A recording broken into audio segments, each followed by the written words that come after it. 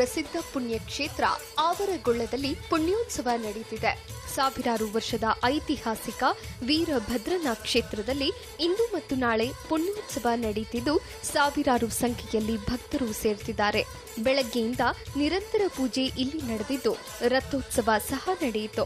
ಇಲ್ಲಿನ ಇನ್ನೊಂದು ವಿಶೇಷತೆ ಅಂದ್ರೆ ಗ್ರಾಮದ ಗಡಿಯಲ್ಲಿ ಪೂಜೆ ನಡೆಸುವ ಪಂಚಪೀಠ ಶಾಖಾ ಮಠ